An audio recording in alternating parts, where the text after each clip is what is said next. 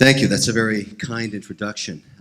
And first of all, I'm very honored to be invited here today. I want to approach you now not as an advisor. I'm not a money manager. I'm an investor. My challenge, I don't care if you have 50,000 or 500 million to invest, these are very challenging times. And I'll describe why I'm here today in a very simple family story. When I was young, 7 years old, I had a Lebanese mother and an Irish father. And she worked at a children's clothing company that made winter clothing for kids called Kitty's Togs.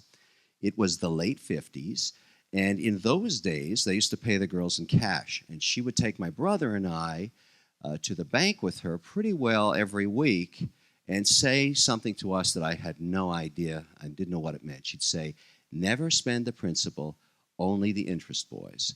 And she'd take 10% of her pay, and she would buy Bell bonds, telco bonds, and dividend-paying stocks.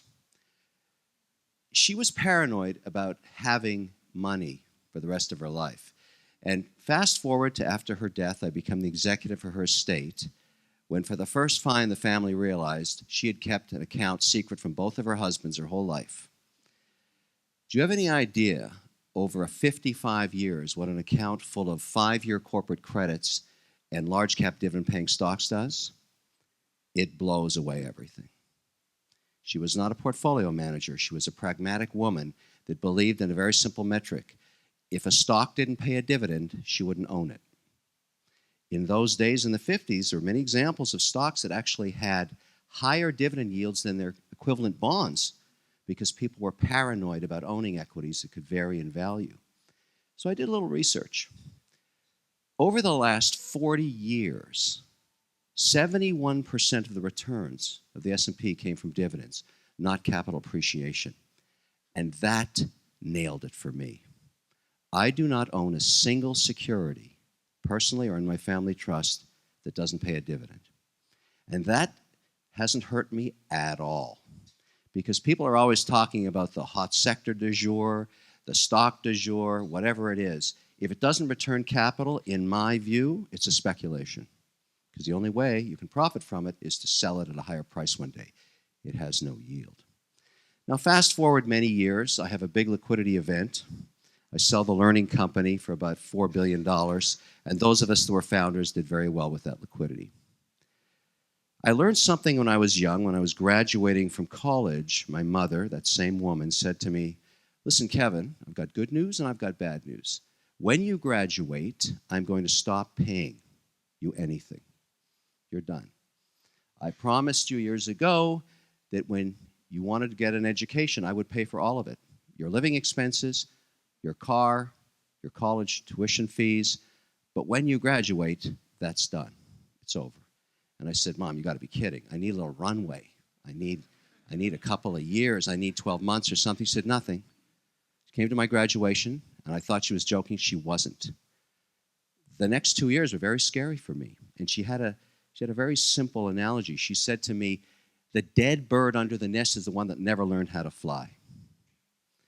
Now, I'm very proud for what she did to me because it changed my outlook on life, and obviously things worked out. But I'm applying that same metric to my children, and I'm telling you this story because it applies to the trust and the development of O shares. I told my kids years ago that story, and now they know with certainty they're getting nothing after they graduate. Zero. Nothing. It sounds cruel, but it's not. Because I've paid from their date of birth till their last day of education, and I'm promising them and the rest of my family in perpetuity that when they have issue or children, I will pay from their birthday to the last day of their education and their children's children and their children's children. Hence, upon the sale of the learning company, I formed a trust in 1997. Now, those of you who are managing money are going to connect with this one. We decided at that time that this trust would be 50% dividend-paying equities and 50% fixed income. It would pay out in perpetuity 5% per year. It was easy to make 5% in 97. You simply bought a ladder of govies, and that's what we did. As rates have continued to plummet year after year after year, our strategy had to keep changing. It rebalances every January 31st. It has to stay 50-50. Good years, bad years, it has to pay out 5%, no grind. I can't tell you how much work this has become for me, because the commitments my wife made and I've made to charities, hospitals in Boston, et cetera, they don't understand variance of markets. You know what I'm talking about. We just have to continue to pay it out. The fixed income side and the equity side has always been challenging, and I've used all kinds of managers over the decades. Every strategy, every private equity firm, dozens of hedge fund managers, all kinds of different allocations on the equity side. And what I've learned over all these years, and I really believe now that experience matters so much in investing. I've worked with some of the greatest managers this city has, and in Boston, and in San Francisco, and in Dallas. And yet, the thing that kills it is style drift. When a mandate starts, particularly somebody has a great idea, it works, and generally works for 5 to 7 years, and then it stops working. The pain and the misery that I've gone through with all of the different strategies I've tried, only wanting one thing: protect my capital, get me 5%, and above all, don't blow up. That's a very simple request, isn't it? What I've learned works. You may not share this, but I'm telling you what I've experienced. And these are covenants that we built O-Shares around, because I eventually got to the point where I said to the trustees, listen, guys, let's stop hiring managers, because after I'm dead, this style drift thing's going to continue. Let's go to the ETF market and see if we can get rule-based indices to solve for equities, so that I know there's no style drift. And we started doing a lot of research. Here are the covenants that I want. Very simple. I don't want to own more than 5% in any one name, ever. I don't want to own more than 20% in any one sector, ever. I don't want to have volatility. I'd like to be 20% less volatile than the index. I do not want to ever own a security, for reasons you now understand, that doesn't pay a dividend, ever. And having lived through 3 financial crises now, I want somebody to be able to look at the balance sheet of every name I own every quarter and look for the atrocities we've seen, like accrued revenue and companies that are raising debt and then paying it out as dividends. Why would you do that? I want companies that basically generate more cash quarter after quarter and increase their dividends. So I want a test on their business model done on an annual basis, so that anything that is clearly a value yield trap that is declining in price, increasing in yield, I don't own. And I want that to be working after I'm dead, because I got to pay out 5% forever. Now, I bet you have clients that have that same problem. No question about it. I went to the ETF market, this is a couple of years ago, and I discovered that the first generation of ETFs, which are fantastic products, are basically, in my view, brutal instruments. Market cap weighted is a huge flaw for me, because over time you get very concentrated positions in a few names, even if they're dividend payers. I don't want to own 15% position in Apple. That doesn't work for me. And many indices today have that problem. And I finally sat down, because luckily I have enough money to try and solve this problem myself, with my partners who are here today, and said, guys, why can't we fix this? Why can't we enter into the market and create a product that just solves for my trust? And maybe other people have the same problem. The only thing that matters to me in the ETF market is performance. If you look at the performance of a relative base of ETFs that pay dividends, you're testing for volatility, you're looking for yield, and what I want is an index that pays me 50% more yield than the S&P, is 20% less volatile, and does not have sectoral concentrations or individual name concentrations. And that is the definition of OUSA, our first ETF. I hope you're skeptical. I hope you're all skeptics, because the only way to test it is put it up against its peers. This ETF only came on the market on the NYSE at the end of July, and it's pretty well outperformed everybody. but I'll let the numbers speak to themselves. It fits for what I'm trying to do. And it solves a great problem for me as an investor on my domestic holdings. But what about the other two large market cap buckets, Europe and Asia? How to solve for them? Went back to FTSE Russell, and these guys are great, and said, look, why can't we apply the same rules to Europe, where P's are lower, and there's some great companies I want to own, and Asia, with the definition of Asia to be broad, Korea, Japan, Australia, Hong Kong, basically getting 5 to 7% GDP growth in those markets. And I don't get those unless I want to buy the S&P, which has about 47% of its sales abroad. But diluted, no question about it. People think they're getting good international exposure owning the S&P. I don't agree. I think you want to own the large cap companies that are paying dividends in faster growing markets. So we created two other indices, OEUR for Europe and OASI for Asia. The way I own them is 50% domestic, 25% in Europe, and 25% in Asia. That's 142 names domestically here in the States, 149 in Europe, and over 200 in Asia, and every single one of them paying a dividend. The highest yield currently is in the European theater, over 4%. Almost 400 basis points in Asia as well, and around 3.5 domestically, 3.3. If you think about that, that's half my 5% bogey covered by the equities, even if we have flat markets. And all I have to do on the fixed income side now is try and get 300 basis points without taking horrendous duration risk. I've solved for a 5% mandate, in my view, in perpetuity. Now, this is the room to ask this question.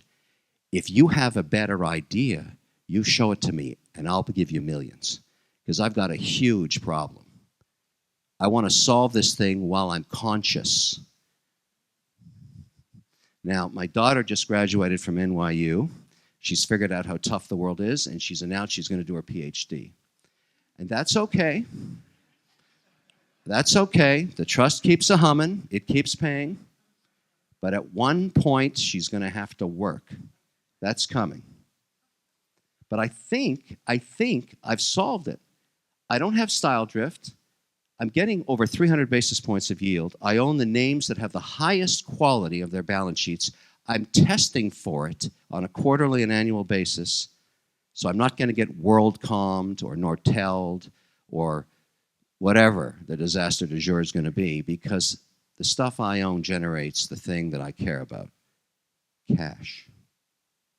In cash, I trust. Now, I get about 10,000 emails a month now as a result of Shark Tank and CNBC. Can't read that many emails, but I love to pull 100 at the end of each month and get the tonality of what's on the mind of investors, your clients. And if you pulled these emails back in, 2007, just before the meltdown, there was a huge appetite for risk. There really was. People were interested in making 5 or 6% off their portfolios and then asking for growth on top of that. Today, that's all gone. You pull 100 emails, people are sitting on mountains of cash, 30, 40, 50%, not knowing what to do when they thought they could just basically buy a bond ladder and make 5, 6%. You can't do that anymore. So more and more preservation of wealth and targets that are realistic, like 5 or 6 or 7% at the max, is the best you can do as a fiduciary without taking extraordinary risk. And what I think is going to become very interesting for those who have to manage wealth is the use of a tool. And I think O-Shares is one innovator. There's going to be others. But what started as a blunt instrument, a basic indice, is turning into a masterful, crafted surgical tool, in my view. I think O-Shares is part of this innovation. I call them rule-based ETFs. Others call them smart beta. They're not really widely known past the people in this room yet, but when you can basically cut the fees by 70% and get similar results as an active manager, this is a tool that's going to find its place in the market. There's no question about it. And I just approached it as someone who has to solve a simple problem. I have to pay out 5% in perpetuity. I can't, when I struck that trust, I almost regret putting that mandate in place. And as you know, it's a 99-year mandate and it's not going to change. Who would have thought it'd be so hard to do that? And it is hard, and you know it's hard. I get called a lot on these emails about how to deal with family and money. And your clients must have the same problem. I've told you what I'm doing with my children. I don't think it's a bad thing. I really don't. You know, and if in the future one of their children has a health issue, I will completely pay for that for their lives. I don't care. But I really think, having met so many other children that are endowed or don't have to fight, that their outcomes aren't going to be as they should be. And I've decided to take this. So, you heard earlier I wrote some books. I have one that I'm just about to publish here called Family, Kids, and Money that answers thousands of these questions in basically how I'm doing it.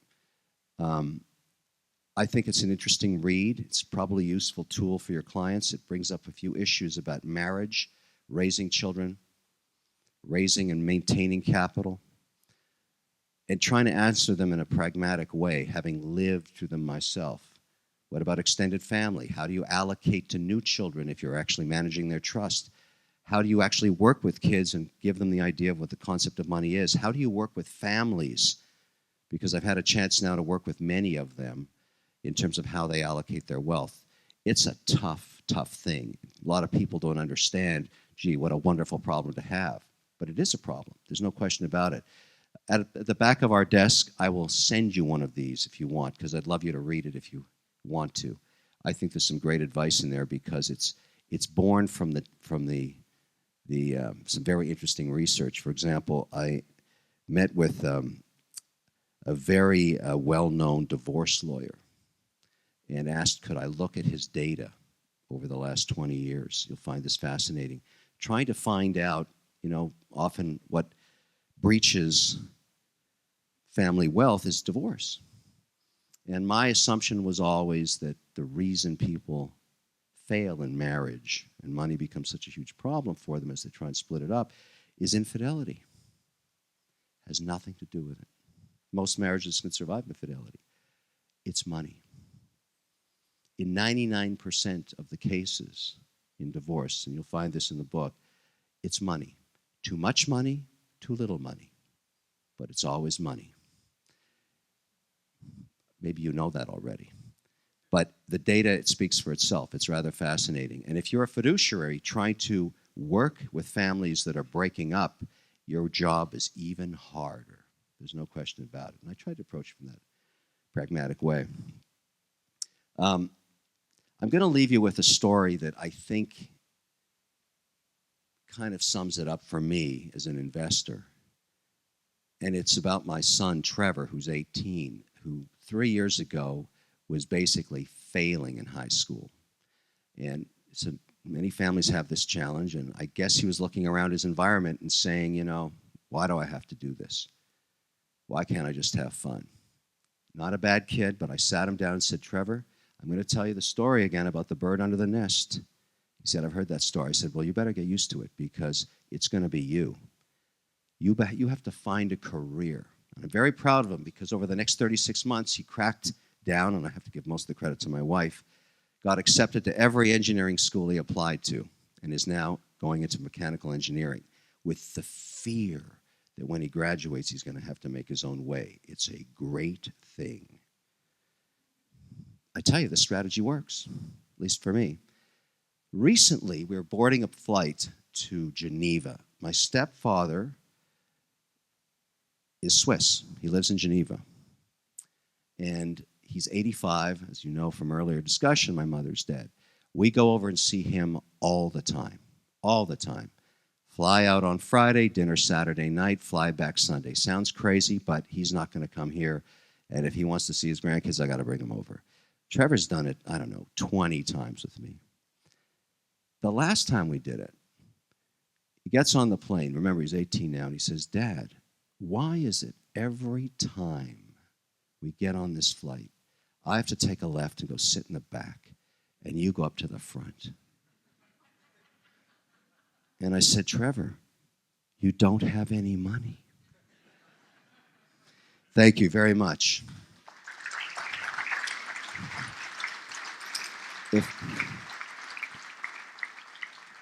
If you have any questions of me, I'll be happy to answer them. We've got a few minutes here before we break. Anybody? Well, I'll tell you, I bought Barbara a new broom so she's not late to Shark Tank anymore. Yes. Oh, I'm going to be here for 10 or 15 minutes. Come on back to the desk. I'd love to see it. If you can beat my indice, I'll buy yours. But right now you're not. Yes, sir. No, it's before taxes, obviously. So, I mean, the inherent yield in the portfolio, you're talking about my trust.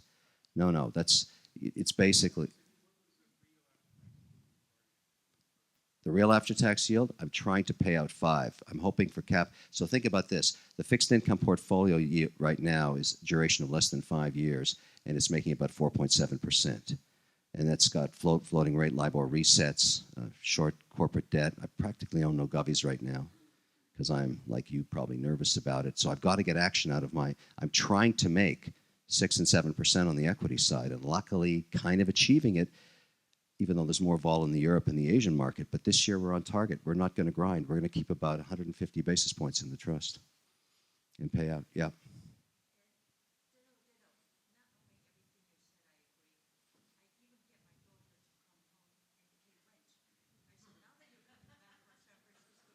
I like you very much. You know what? Index her rent and raise it 2% a year. Yeah. Yeah. You know, that's great. I'm glad to hear that. Yes.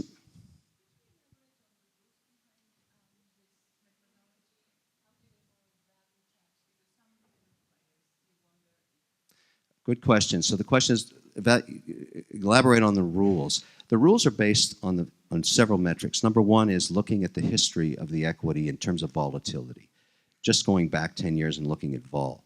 But the real test is on the assets, looking at leverage, and looking at free cash flow. Because the way you avoid a yield trap, think about some of the games that are going on today. If you have increased dividends, but it's being built on leverage, borrowing low-cost debt, we catch that. We throw it out. In this last turn, we blew out Apple. The vol metrics started to hurt. The amount of debt that they're putting on their balance sheet, their margins are compressing. All of these breach the rules. There's no emotion to this. I love the products. I have lots of Apple products. I don't own the stock anymore. And we lifted the index in terms of what Microsoft was doing because it looked better. And actually, we've been rewarded for that. And this is not some manager doing this. This is a set of rules that are proprietary, that are assigned to our index, that are making sure that these names are being maintained on the quality of their balance sheet's ability to generate dividends. Because if it didn't pay, over 150 large cap S&P names we didn't even look at, and they are dividend payers because they, one way or another, breached either vol, quality, turn on assets, margins, whatever. But we're trying to mine for consistency of growing free cash flow because our number one covenant is to pay out that 5%. So we want the equity side to do as much as it can. About 330 basis points right now coming out of the portfolio. That's about 50% more than the index. Please, if you can do better, let me know. We're all working with the Save 500 names. But I think my 500 or my 142 names are doing what I want. And you know, I'm very proud of the work the team did to get this. There's a lot of work went into this thing over last year. But for the trust, it's great. Yes, sir. Yeah. Yep. I think you're at 45 basis points, and Vanguard's at 10, and others are probably higher. Yeah. What advice did It's you a good get? question. What I did is I asked the guys to show me the entire universe of products and put us right in the middle.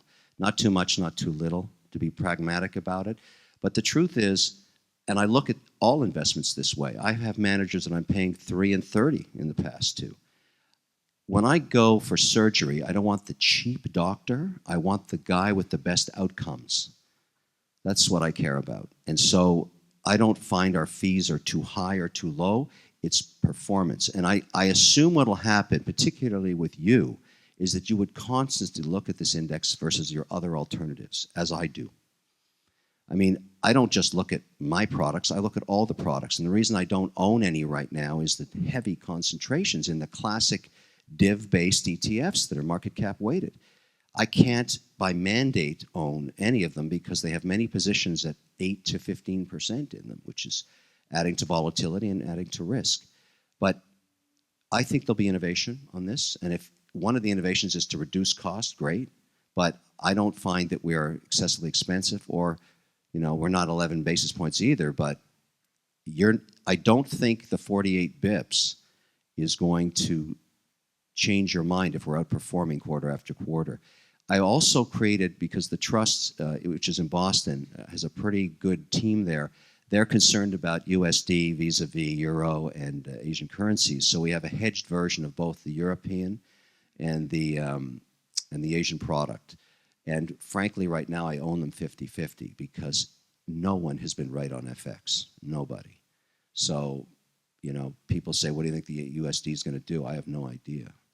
And I've learned the hard way in the past, trying to make money leveraging FX is a really bad idea. Yes, sir.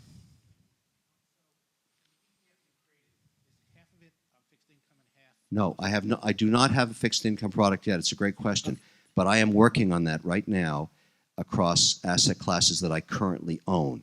So I love floating rate. I like short duration corporate. I'm going to get back into govies after the next, I'm hoping for 100 basis points more on the Fed before I look at govies again. But I have LIBOR resets in the infrastructure space. I have, over the last 2 decades, unfortunately become a fixed income expert the hard way. And it is the hardest thing to do is to manage fixed income right now. It keeps me awake all night. And I think we can do it at O-Shares around some asset classes. For example, JNK, I don't own it anymore. Why? Because I actually issued covenantless paper when I was in the private equity world. Sitting in the bottom 18% is some real garbage there, I can tell you. And it's going to come home to roost. It's definitely going to come home to roost. And that's giving you that extra yield, but that paper is, well, it's my personal opinion. I'm not telling people what to do. I look at it every day. So I'd like to solve for that. I'd like a higher quality, high yield double B, single B, triple B product that I'm working on right now. I look forward to seeing it. Might you include convertibles in a fixed income ETF? Yeah, the convert market's interesting. Not as liquid as you'd like. And these rules we've imposed on ourselves since 08, 09 have really made the fixed income market even worse for liquidity in that space. Not top of my hit parade right now. I think I can trying to solve for 5% with a double B-ish tonality to it. And above all, duration scares the crap out of me. I am just scared out of my mind. Because when you own long paper and something bad happens on rates, you're dead before you get your money back. I will be dead. So that's not going to happen to me. And I'm sitting at just about 4.7 years right now, and I still don't like it. I still think that's long, but I'm getting an extra 80 bips by being out 2 more years, and I need the bips. That 5% is really hard. And try telling a hospital, no check this month, I screwed up on the fixed income side of the trust. You can't do that. Hi. Yes. Thank you for coming to speak with us and to us. I've been tracking indexes and ETFs and bank stocks and financial stocks. And I've noticed, and it's sort of cued on having stumbled on Robert McHugh's The Coming Economic Ice Age, and he's a chart type, so he does the trend lines. Which, and if you read the book, I gave him some validity in part because the particular 20-plus year positive trend, the upper trend, because we're now in the downward part of the Yeah. trend. We're in the correction. It roots back into H.W. Bush policies of deindustrialization. So two questions for you are, do you think we need to change our multilateral policies about deindustrializing in the United States, partly because the liquidation of the U.S.'s industrial balance sheet has been what's been spurring that the upper trend line? And all the indexes I've been tracking, and this is question 2, and I want to laud you on including the dividends because... Are you going back to teach at Harvard after this? Sorry. That the indexes that seem to be kind of holding their own are the ones that are the total returns. So they're including the dividends in. Yeah. And then regional banks, partly because they are either going to hate Basel and want to sell themselves, or they're the only ones with healthy balance sheets because they're writing okay loans and things. So my next question is because question 1 is do you think we need to reflect on the things that ordinarily prior to deindustrialization were good about America, but now we're in the downward mark? So are your indexes and your products going to be able to hold out in a nasty bear market? Because we're there. Yeah. Okay. So you have about 5 questions in there. I'm going to try and answer them all. Okay. So number 1, I'm going to give you a personal observation. I own 32 private positions now in companies. Part of that's a result of Shark Tank, so they're small cap, and some are private equity deals that I've had for 7 or 8 years. I talk to the CEOs of those companies. I hold a summer thing where I invite them all up with their wives, come to one of my places on a lake. Best way to get information is with good wine. And I'm telling you something, the biggest problem we have right now is corporate and personal tax rates in this country are screwed up. So you may not like that answer, but it's holding back business, and it's causing a lot of bad competitive and contortive actions that I think are broken. So I'm hoping the next administration deals with that. Regarding the real issue you've got, and here's my answer, you're right. I don't know with certainty over the next 20 years that the North American markets, including Mexico and Canada, are ever going to break out of a 3 to 3.5% GDP, ever. We may have seen our best years in terms of GDP growth. And so much capital is migrating to the higher vol markets of Asia, and I have to have some exposure to those markets. Most people in this room don't know this, but 2 years ago, there are now more billion-dollar market cap companies outside of stateside, outside the United States, than in it. We are now breached. We used to be the nation that created all the market cap. There's now companies you don't even remember their names that are larger than their counterparts in the US. And so all of us have as a fiduciary duty to figure out how do I buy into lower PEs and higher cash yields in Europe right now. I find Europe very attractive, and more vol, unfortunately, but higher growth in Asia. That's a big problem. So to counter your concerns is I need some exposure in other markets. And most of us as fiduciaries don't like to own names that don't even have English symbols on them. We just don't. But they're actually where the highest cash growth is occurring. So when you look at an index like OASI, look at the names in there. There's over 200 names. Who knew there was so much yield in the Asian markets? I didn't, because I didn't look. Now I'm looking. And these companies are kicking butt. China is going to graduate 249,000 engineers this year. We're going to graduate 49,000. I teach engineering cohorts. The graduating class is trying to convince 1/3 of the guys at Notre Dame and MIT to start companies because we're getting our butts kicked. And as an investor looking at it, I'm following where the growth is. Those 249,000 Chinese engineers, they're going to be working for companies generating cash. You as a fiduciary should look at this too. It's just the way of the world. And you really see it when you meet these young cohorts. Go to MIT sometime. Meet the world. #1 brand in engineering. Look at that class. Look at that class. And how many of them are going back to Asia? It's remarkable. Probably have time for one more if there is one. Everybody happy? Great. Thanks.